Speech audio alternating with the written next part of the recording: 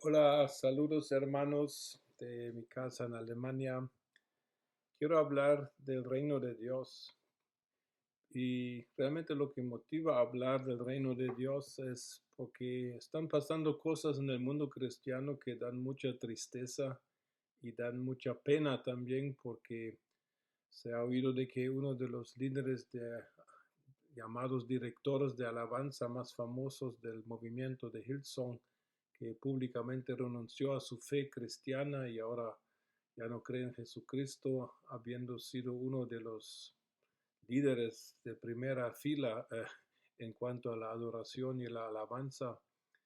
Y estas cosas realmente a mí me dan mucha tristeza porque los movimientos que observamos ahorita ponen énfasis en cosas que no son malas, pero si se pierde el equilibrio de lo que debería ser la vida cristiana, allá siempre hay riesgos que corremos. Eh, en la iglesia, en la historia de la iglesia observamos de que siempre se han dado énfasis que se han olvidado por la iglesia. Digamos, en un tiempo se perdió lo que hoy llamamos la alabanza, en un tiempo se perdió lo que son los dones del Espíritu, en otro tiempo se perdió el concepto del ministerio de los 5 apóstoles, profetas, evangelistas, pastores y maestros, y, y cuando grupos vuelven a encontrar estas verdades en la palabra, empiezan a enfatizar este punto, y pero la Biblia enseña un equilibrio de todas estas cosas. Necesitamos todo eso, lo que nos ofrece la Biblia para realmente construir el reino de Dios, pero no podemos sobreenfatizar un punto sobre otro.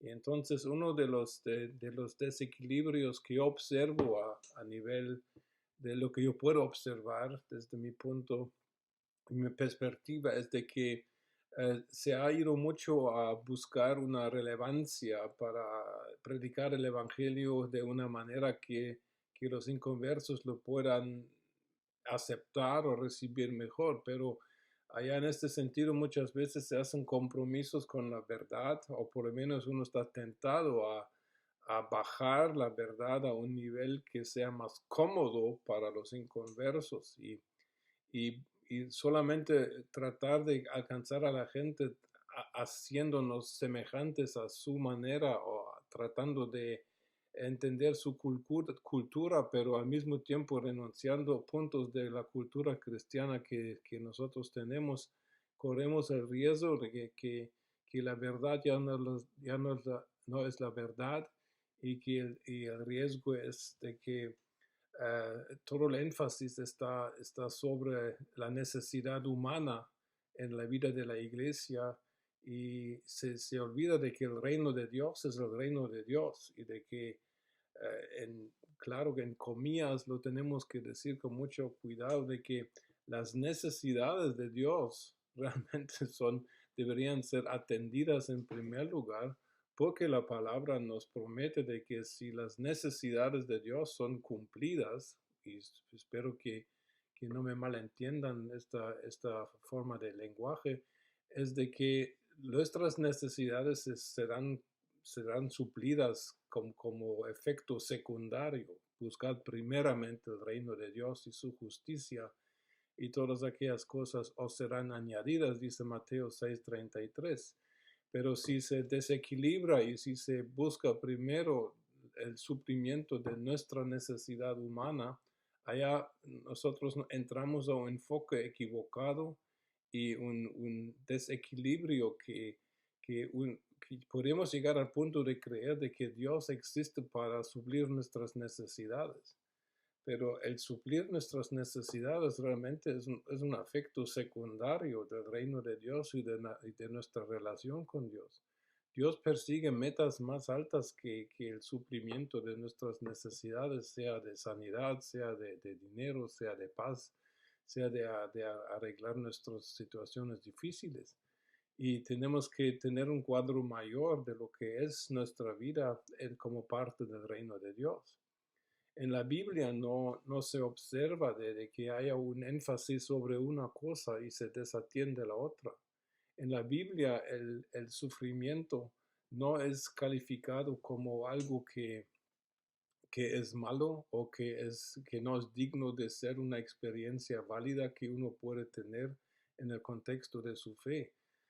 Leemos de mártires, ha habido mártires en todo el tiempo de la historia, y ahorita nuestro tiempo está aumentando la cantidad de mártires otra vez.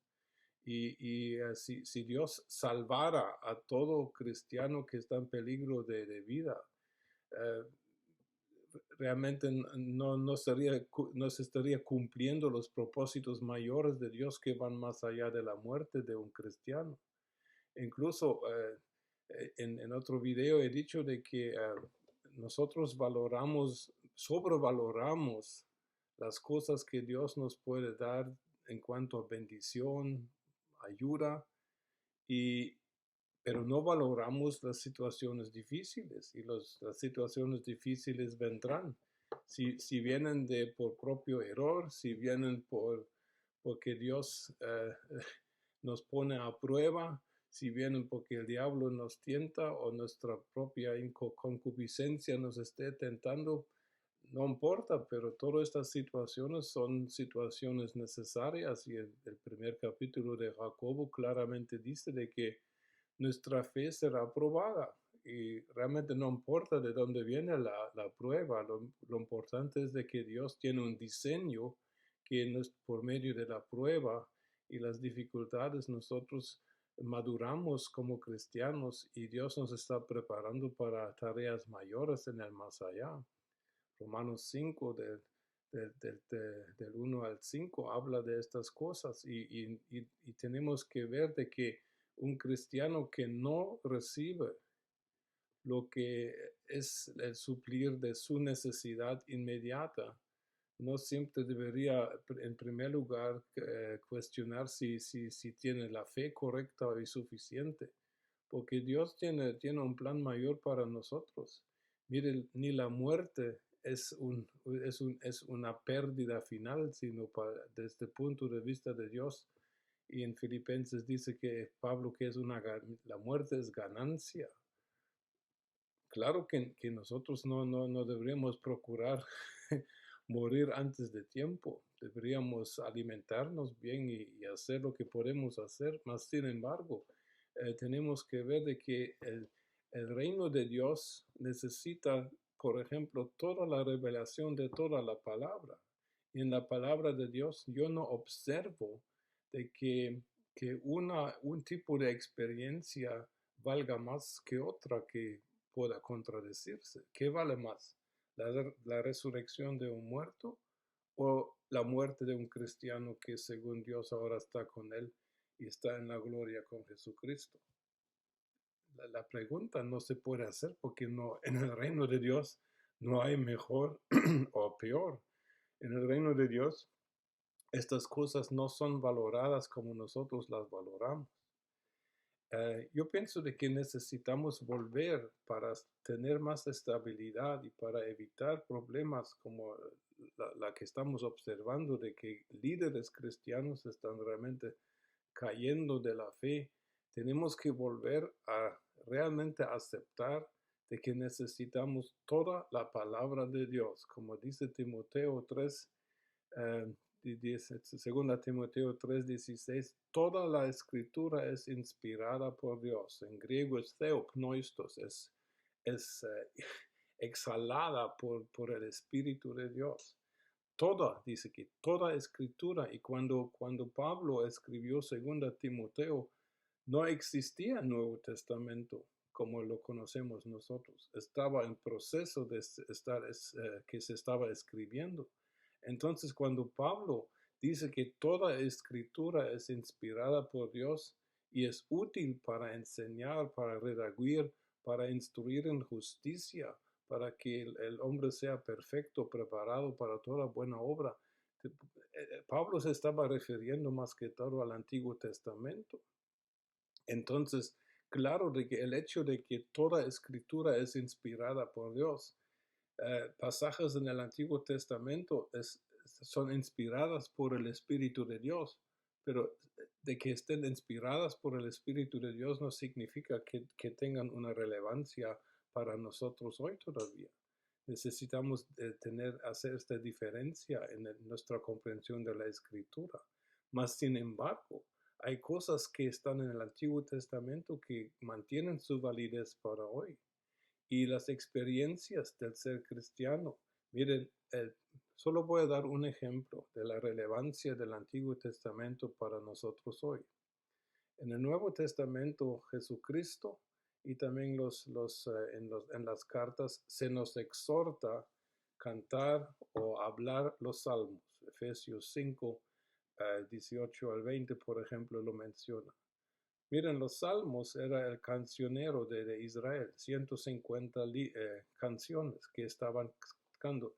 Jesucristo y el apóstol Pablo reconocen la autoridad espiritual de los salmos y la relevancia de los salmos para la vida de los creyentes de todos los tiempos, también los creyentes después de la cruz, o nosotros pues. Y en los salmos, por ejemplo, observamos de que el cristianismo no solamente es alegría, no solamente es victoria, no solamente es de tener las éxtasis espirituales y estar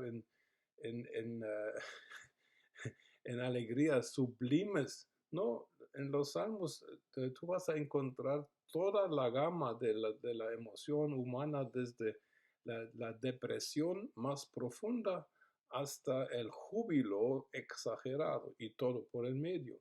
Y en la palabra de Dios no nos están presentando desde que estar deprimido es malo y es seña de falta de fe, y estar gozando de la presencia de Dios y sentir el gozo sublime. Los salmos no hacen una diferencia de que lo uno es mejor que lo otro. Los salmos permiten de que haya un valor también en todo este sufrimiento. Claro, el sufrimiento va a terminar. Al fin de la Biblia tenemos la promesa de que el sufrimiento es limitado para esta dimensión en que estamos viviendo. Mas, sin embargo, el sufrimiento es una realidad, y en el sufrimiento es una realidad en los salmos, pero también la alegría y la victoria, las experiencias que nos dan avance en la fe, también son realidad. Pero no puedo decir de que lo uno es mejor que lo otro, porque eh, así es. Entonces yo creo de que es muy necesario de que volvamos a considerar toda la escritura como inspirada por Dios y útil para que yo hoy, en el siglo XXI, pueda llevar una vida buena cristiana, con buenos principios y con un entendimiento tal de que realmente yo puedo gozar de mi fe también en los tiempos difíciles y también en los tiempos de alegría. En este tiempo siempre vamos a encontrar las dos cosas, creo yo.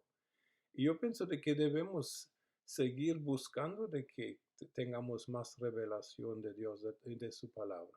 Sigamos adelante buscando los secretos del reino de Dios.